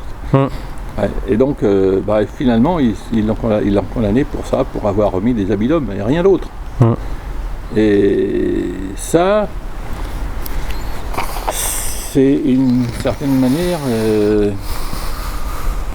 de l'élargir quelque part. Donc, elle est condamnée pour relapse, et donc c'est pas l'Église qui va la condamner. Normalement, ça passe au droit civil. Je veux dire, voilà. Et du coup, c'est le chef anglais qui était là, qui est chargé de son exécution. Ouais. Mais alors ça, je ne sais pas dans quelle mesure c'est vrai. Moi, quand j'ai publié ce bouquin, j'ai un jour une dame qui est venue me voir à la sortie de la librairie Passion Culture. Elle avait fait 80 km en autobus, une dame de 83 ans, et qui est venue me voir pour me dire: vous avez écrit un livre sur Jeanne d'Arc? Oui. Elle ne me connaissait pas. Elle me dit: vous allez me prendre pour une folle? Je dis: dites toujours. Elle me dit: je suis la descendante de la femme qui a été brûlée à sa place. Elle était venue te voir partie. Elle est venue spécialement pour voir quelqu'un qui avait écrit sur Jeanne d'Arc. Elle ne pensait pas que c'était moi, elle pensait que c'était plutôt un des journalistes lorrains qui avait écrit un truc pour Adrian Jeanne, ou je ne sais plus comment. Mais bon, quand elle a demandé à la directrice de la librairie, elle lui a dit: vous en avez un là qui est un auteur sur Jeanne d'Arc. Et donc elle est venue me voir, mais on ne se connaissait pas. Elle était venue spécialement de Montargis, 80 km en autobus, à 83 ans, pour me dire ça. J'ai dit: mais attends. Ah ouais, c'était fou. En plus, ça me fait penser à ton bouquin. Du coup, c'est une histoire de fou, ça. J'avais des renseignements, alors elle m'a dit: donne un nom. Et c'est le nom d'un curé que j'ai retrouvé, d'un curé de l'époque. Mais comme c'était un curé, c'était évidemment pas la descendance en question. Je n'ai jamais pu retrouver la vérité, le nom de cette femme qui était soi-disant une sorcière et qui était de toute façon condamnée. Parce que c'est ça que tu expliques dans le livre, c'est que, et c'était pas le seul d'ailleurs à avoir évancé cette hypothèse, que c'est pas Jeanne qui aurait été brûlée en fait. Je suis pas le seul, parce que des gens déjà à l'époque ont mis en doute cette histoire-là. Parce qu'elle était embronchée, comme on dit, avec une espèce de cagoule avec son... Oui, il y avait un truc sur la tête qui fait qu'on pouvait pas voir le visage. Donc, Et en plus, avait la petite place, elle était entourée de 800 hommes d'armes qui fait que les gens ne pouvaient pas s'approcher. Ouais. Voilà. Et donc, ça pouvait être n'importe qui. Ouais. Mais ça ne pouvait pas être n'importe qui parce que après l'avoir fait flamber, les autorités ont ordonné qu'on écarte les cendres pour que les gens puissent s'approcher et constater qu'il s'agissait bien d'une femme. Elle était grillée, on ne voyait plus rien de son visage ni rien, par contre on voyait que c'était une femme. Ok. Et ça, tout ça c'est dans les archives. Hein. Et après ils rebrûlent les cendres aussi, non? Et ensuite ils l'ont... ils l'ont brûlé jusqu'à la dernière miette avant de jeter les cendres en Seine. Ouais. Il n'y a plus de traces, quoi. Plus aucune trace. Comme s'ils avaient pu se douter à l'époque qu'on aurait pu faire des recherches génétiques. Ouais, pas de traces d'ADN. Quelques siècles plus tard, tu vois. Oui, il n'y a pas des... Ouais. Il y a des tas de choses qui sont complètement hallucinantes. Puis ce que tu racontes aussi, c'est que un peu à la Jésus qui réapparaît auprès de ses apôtres, elle va nous faire des réapparitions publiques. Oui. Bah oui. Dans, 5 ans plus tard, elle arrive et elle se fait reconnaître à Metz, à côté de Metz, par ses frères, enfin ses frères adoptifs, qui la reconnaissent, pas de problème. Et elle vient à Orléans. Et les gens d'Orléans la reconnaissent. Et lui servent à table, il l'invite, etc. C'est dans les registres comptables de la ville d'Orléans. Hein. Ouais, c'est banquet organisé pour le retour de Jeanne d'Orléans. Oui. Et à ce moment-là, il y avait depuis 5 ans des offices. Je peux leur dire des offices à sa mémoire, et là ça s'arrête. C'est ils sont de fous. Et alors où est-ce qu'elle aurait terminé ses jours du coup Alors est-ce qu'elle aurait terminé ses jours après? Il y a une version qui est la suivante. On a retrouvé au château du Bouvreuil, dans le puits, un passage souterrain, dont se sont servis les Allemands pendant la dernière guerre. Et l'idée qui est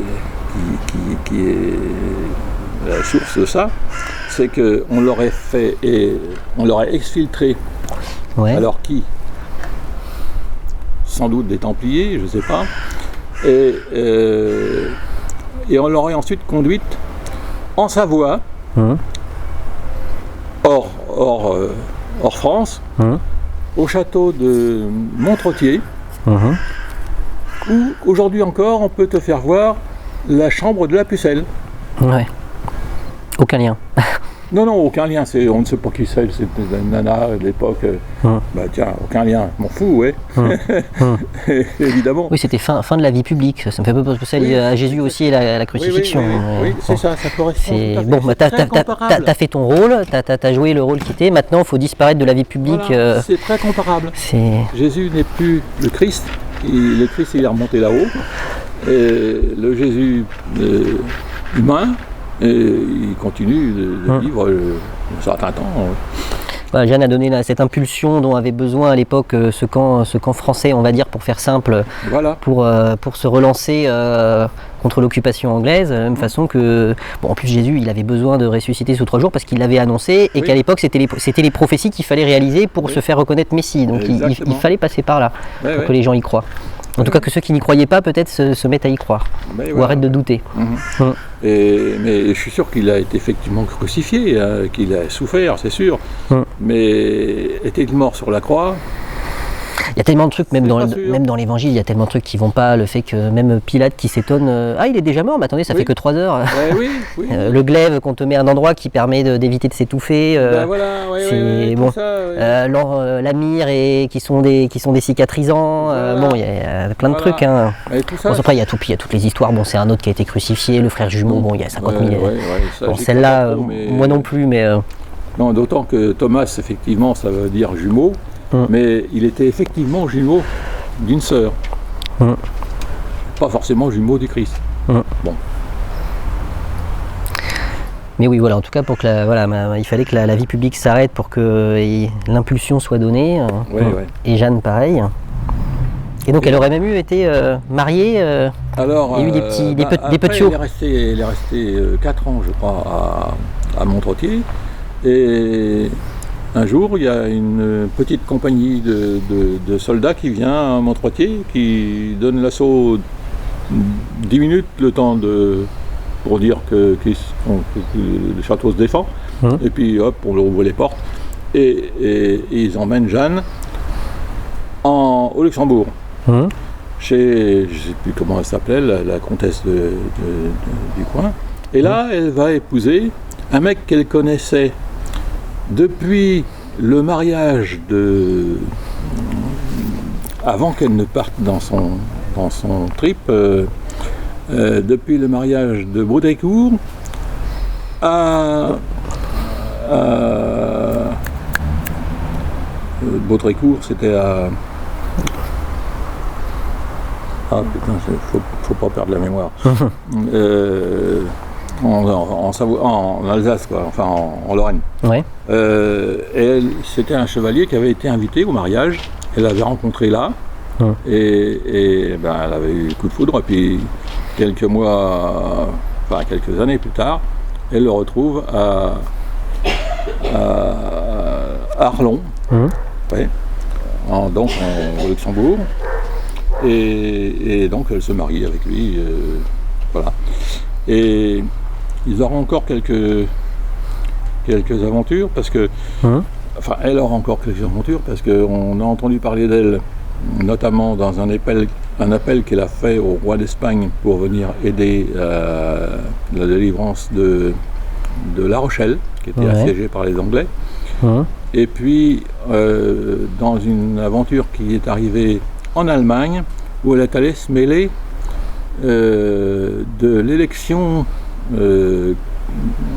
Tu sais que les princes allemands étaient, qu'on appelle je ne sais plus comment ça s'appelle. Les électeurs ? Des grands électeurs, oui, du Saint-Empire, ouais. Oui, voilà.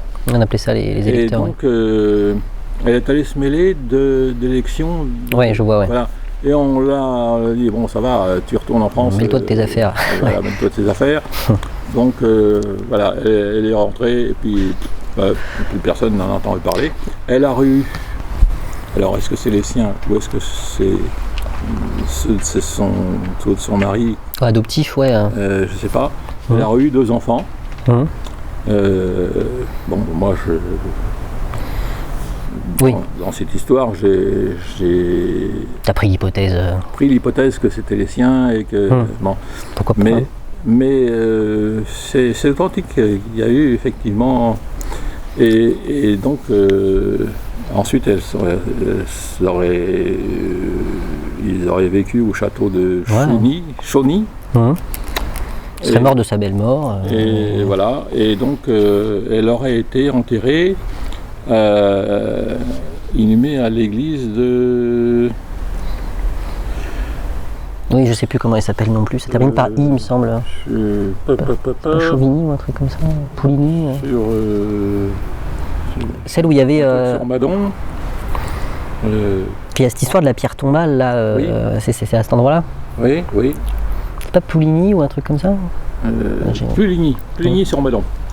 Et donc il y a eu jusque vers les années 1900 cette pierre tombale qui était dans l'église où était indiqué la pucelle de France. Si j'y repose la pucelle de France, quoi. Oui, quelque chose comme ça. Ouais. Sachant qu'a priori, voilà, dans l'histoire de France, il n'y en a pas 3000. Voilà. Et jusque dans les années 1900. Or, revenons un instant à Rennes-le-Château. Dans les années 1900, il y a le curé Saunière qui va avoir une statue de Jeanne d'Arc dans sa sacristie, alors qu'elle n'est pas encore...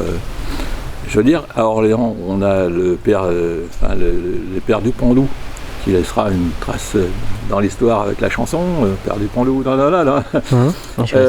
qui est donc l'évêque d'Orléans et qui a activement poussé pour la sanctification, la béatification et la sanctification de Jeanne. Parce qu'il y avait déjà eu un procès en réhabilitation après sa mort. Après sa mort, en 1450 quelque chose.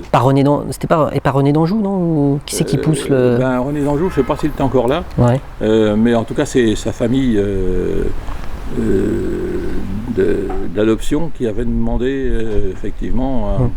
Et elle avait été réhabilitée d'ailleurs à l'époque. Elle a été réhabilitée, oui. Et après, là, voilà, c'est la question de la sanctification. Ça, c'est autre chose. Ouais, qui arrive au XXe. On est 5 siècles plus tard. Et donc, à ce moment-là, il y a le curé Saunière à Rennes-le-Château qui a, on ne sait pas pourquoi, cette statue. Et, alors qu'elle n'est pas encore elle n'est pas encore béatifiée, elle le sera en 1909. Et puis ensuite sanctifiée, dite sainte en 1920. Mais la béatification déjà c'est 1909. Jusqu'à la fin du 19e siècle, c'est-à-dire 1880 quelque chose, 90, il y a cette plaque à Pligny-sur-Madon qui dit Sigy, la pucelle de France. Et puis pouf, au 1900, il n'y en a plus. Il n'y a plus de plaque, elle disparaît. Il n'y a pas d'explication. Mais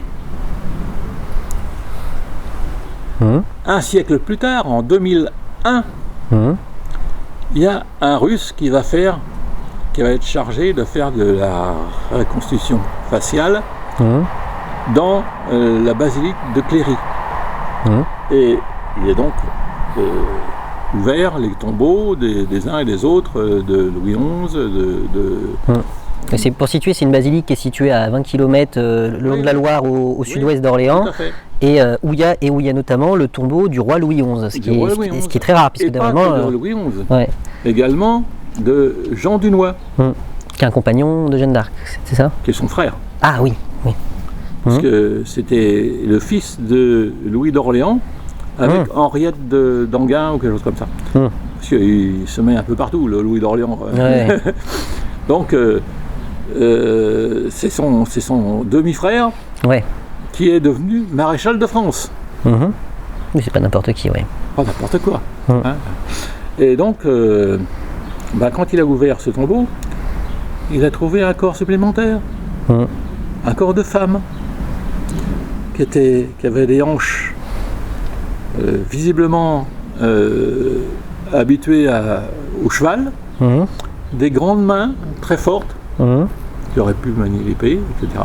Bon, on ne sait pas qui c'est. Mais ce qu'on sait, c'est que ce corps supplémentaire n'était pas là lors de l'inventaire fait sous Napoléon III. Un corps qui disparaît en 1900 et un autre qui apparaît en début 2000. Oui. Bizarre. Sachant qu'en plus, qu'on se dit qu'aujourd'hui, à l'heure des analyses ADN... non, mais attends, c'est interdit. Et encore, il faudrait avoir aussi la sépulture et le corps de Louis d'Orléans pour pouvoir faire la comparaison. L'État a interdit, l'État français a interdit cette analyse ADN sur ce corps. Ah oui? Oui, parce que tu peux te dire, on peut savoir qui c'est, au-delà de ça, tu vois, on peut se dire, on sait qui, tu vois, au-delà même de ces questions. Non, c'est interdit. Et ça, je te le confie. C'est un grand maître franc-maçon qui m'a appris ça il y a 4 ans. D'accord. Oui, ça fait penser à tous ces endroits aussi, près de Rennes ou ailleurs, où les fouilles sont interdites, où c'est comme à Gisors, où il n'y a rien, mais il y a des camions qui sont passés, mais hashtag il n'y a rien. Voilà, non, mais c'est pas, il n'y a rien. Non, c'est complètement... Bon. Donc potentiellement, elle reposerait auprès de son demi-frère. Pour moi, elle est là. J'ai emmené une amie extra-lucide. Médium, sur ce lieu. Elle m'a dit, pas de problème, elle est là. Ouais. Bon, après, tu y crois, tu y crois pas. Oui, ça vaut ça. Ça vaut ce que ça vaut. Du côté, mais... du côté de nos académiciens, ça ne fera pas, ça marchera pas comme une preuve, c'est sûr. Non, mais c'est... Ouais. Bon, tout ça, je crois que l'histoire de Jeanne, on a parlé, on a fini. L'histoire des Templiers, ben, on pouvait pas l'éviter, parce que c'est lié. Alors pourquoi est-ce qu'il y avait plus... Pourquoi est-ce qu'il y avait encore des Templiers parce que, j'ai dit, ils se sont occultés. Ça ne veut pas dire qu'ils n'existent plus, même aujourd'hui. Et j'ai été extrêmement frappé quand j'ai sorti ce bouquin en 2012. Dans les 3-4 mois qui ont suivi, il y a un autre auteur qui a fait aussi un bouquin. Elle s'appelle Patricia Daré.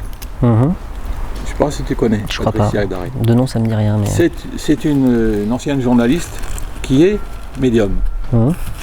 Et elle écrit dans son bouquin, alors on croit ou on ne croit pas au médium, mais elle a écrit dans son bouquin qu'elle avait parlé à Napoléon et à Jeanne d'Arc, qui n'est pas morte sur le bûcher de Rouen, selon ce qu'elle lui a dit. Bon, après... Oui, après, bon, on ne pourra jamais... Je ne suis pas médium moi-même, donc je ne peux pas vérifier, hein, mais... Après, j'ai envie de dire, pour les gens qui ne croient pas à ça, je les invite à s'intéresser à Edgar Cayce, ou à la personne d'Edgar Cayce, parce qu'à un moment, il y a des choses que vous ne pouvez pas expliquer rationnellement. Mais, alors, je te conseille, puisque tu parles d'Edgar Cayce, c'est bien, je te parle de Patricia Daré, qui est une femme de, je sais pas, une cinquantaine d'années maintenant, qui vit dans le Berry, et qui a fait une vidéo il y a 6 mois, 1 an, que tu peux retrouver, où elle explique que la nuit, elle avait des rêves récurrents et toujours, d'un mec qui venait la voir avec une croix rouge. Et elle a eu marre, elle est rentrée dedans, et elle s'est retrouvée à faire une enquête sur les Templiers actuels. Ça va souvent, ça c'est un des sens qui est, c'est aussi des gens, il leur arrive des trucs, ils cherchent à comprendre du coup. Et, exactement, vous avez du sens à ce qu'ils reçoivent. Et elle raconte dans cette conférence comment elle a été, j'allais dire initiée, c'est beaucoup plus que ça. Elle était dans un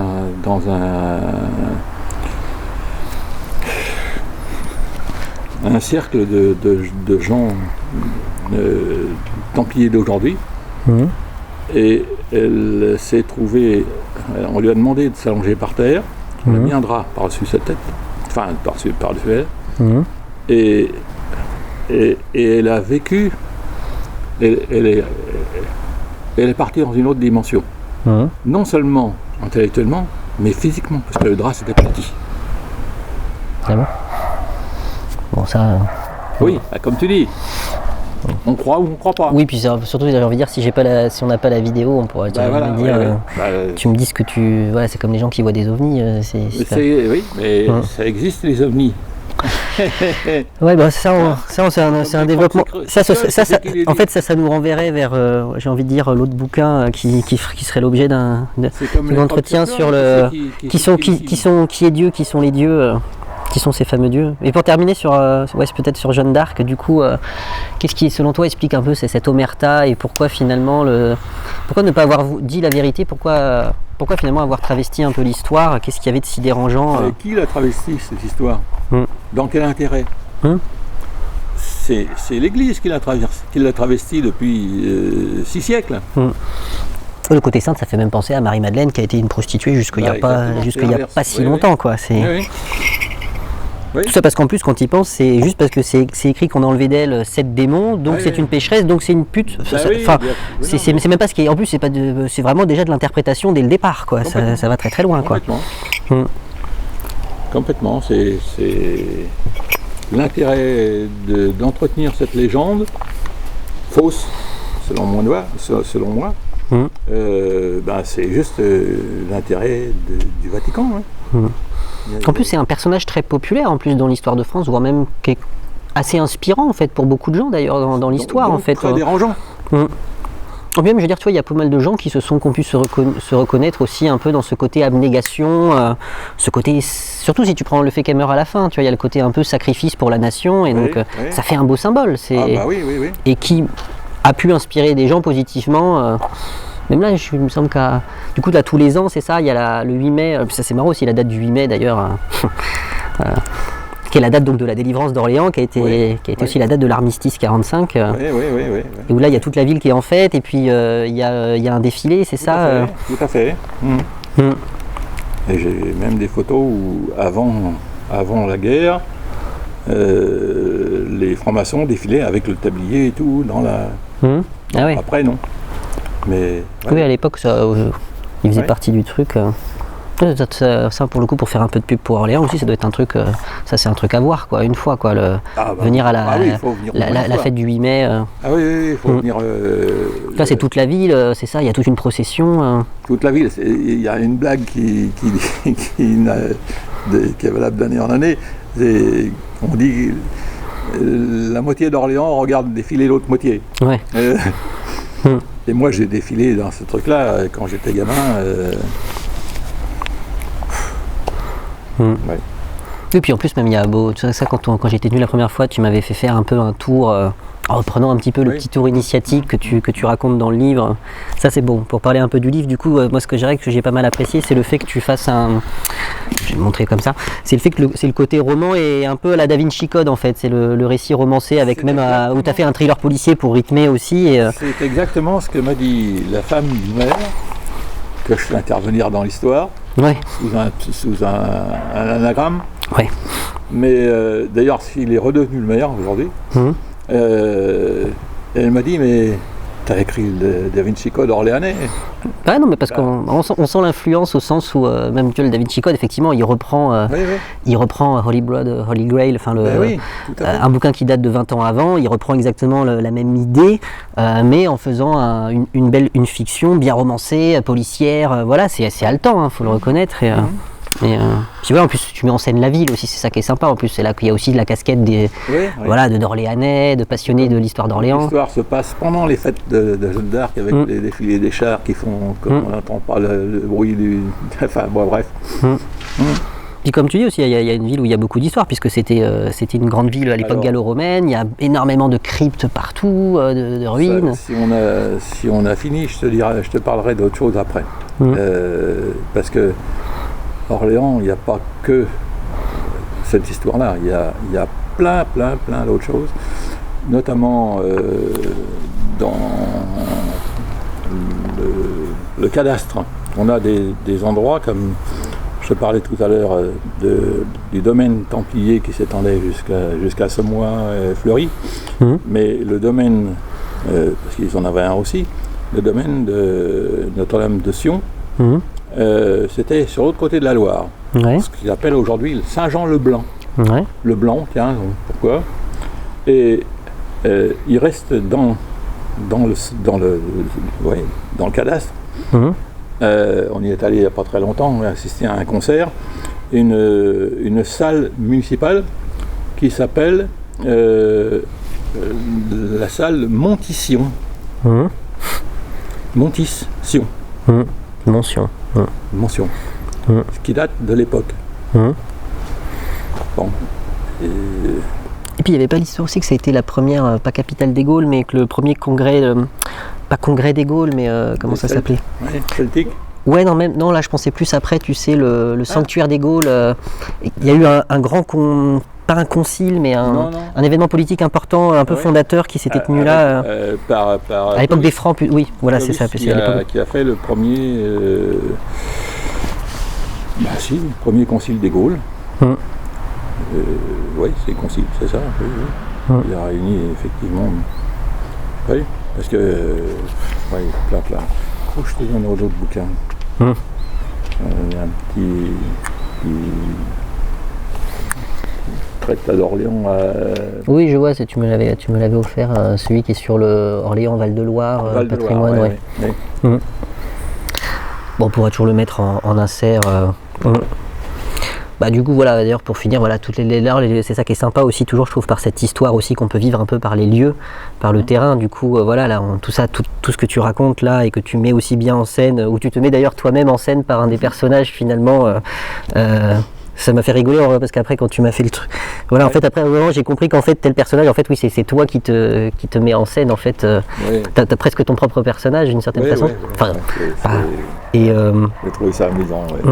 Et voilà, moi qui aime beaucoup aussi aller sur le terrain et aller voir aussi justement tout ce qu'on peut voir en fait en dur en fait dans la pierre. C'est pareil quand on dit les Templiers, ils n'étaient pas catholiques. Alors à entendre au sens non catholique, mais chrétien mais pas catholique, et pas très catholique aussi avec dans le sens que le prennent les grenouilles de bénitier. Pour nous, il suffit d'aller. Moi je pense là quand j'étais en Bigorre là dans les Pyrénées l'année dernière, j'ai visité l'ancienne chapelle de la commanderie de Monsonnès qui est assez connue, et dedans à l'intérieur t'as plein, puis alors t'as des symboles géométriques, des fleurs de vie de partout, t'avais des anciennes fraises d'Ancien Testament qui sont effacées, c'est dommage, du coup tu peux plus voir ce qui est représenté, et à l'entrée alors t'as un beau comment ils appellent ça, pas la croix de Salomon mais la pendule de Salomon, la marque compagnonne bâtisseur là que tu trouves énormément dans les Pyrénées, probablement lié au Cagot, et puis t'as un Christ inversé. Juste à côté de la porte, t'as un Christ à l'envers. Alors ils te disent ah non mais c'est Saint-Pierre. Sauf qu'à côté t'as le légionnaire. Donc c'est pas Saint-Pierre, c'est Jésus. Et donc si c'est mettre à l'envers en symbolique, ça veut dire quoi? Ça veut dire que la vérité est inversée. Et voilà. Et en fait quand tu vas dans les sites templiers, tu vois des symboles, des idées qui évoquent autre chose. Tout à fait. Bon, de toute façon, ça c'est la vidéo que je fais actuellement sur la gnose. Pour moi, ça c'est vraiment fondamentalement toute cette idée de ce christianisme gnostique qui était le. Les Templiers étaient des gnostiques, c'est clair. Pour moi, c'est clair. En tout cas, clairement, en leur sein, il y avait un collège où je pense qu'il y avait une partie je pense qu'il y avait, de toute façon, il y avait du monde dedans, donc je pense qu'il y avait des gens qui.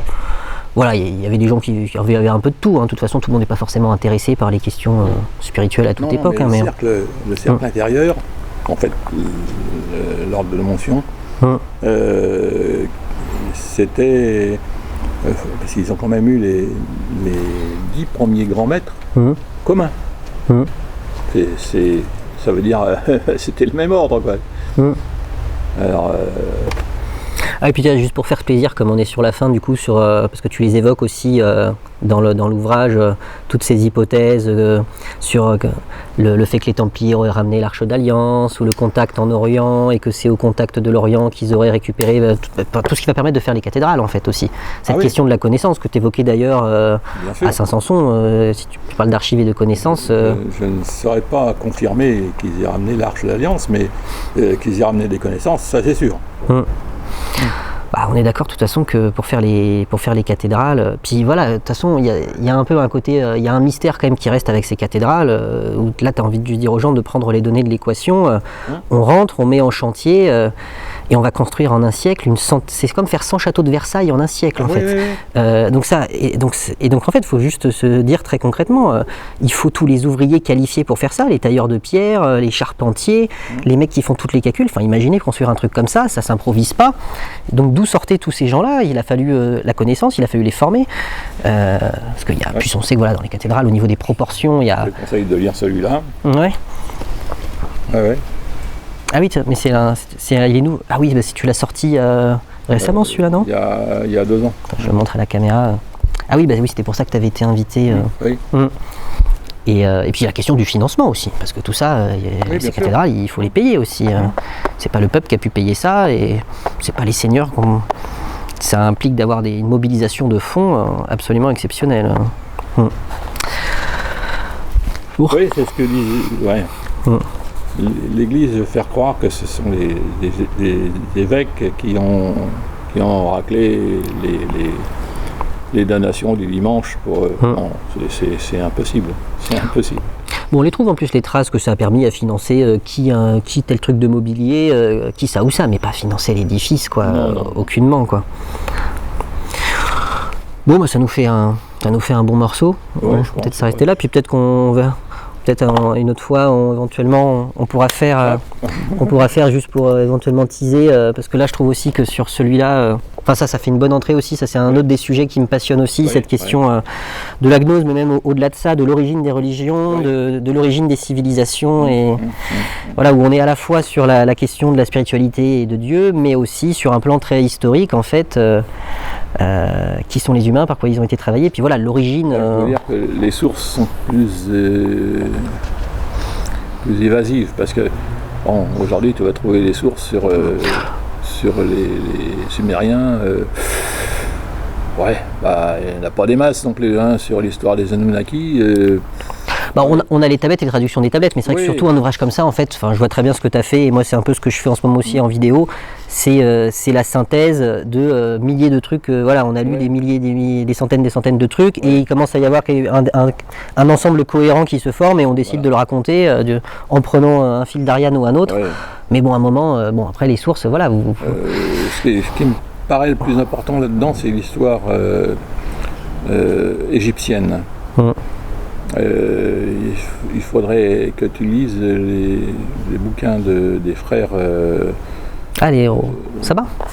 Oui. Justement, là, parce que tu parlais d'Akhenaton tout à l'heure, j'ai enregistré il y a 2 mois justement toute une vidéo qui sera sortie avant normalement, qui cherche à faire où je m'appuie sur ses travaux, et aussi la reprise aussi et le prolongement qu'on a fait Anton Parks aussi, sur justement la démonstration en fait que de l'origine notamment égyptienne des Hébreux, en tout cas du clergé hébraïque, et voilà, clairement on a une expérience monothéistique là, on a des Hébreux qui sortiraient d'Égypte, et puis une génération spontanée monothéiste qui est pas monothéiste dès le début, mais qu'il y a un lien entre les deux, c'est juste évident en fait.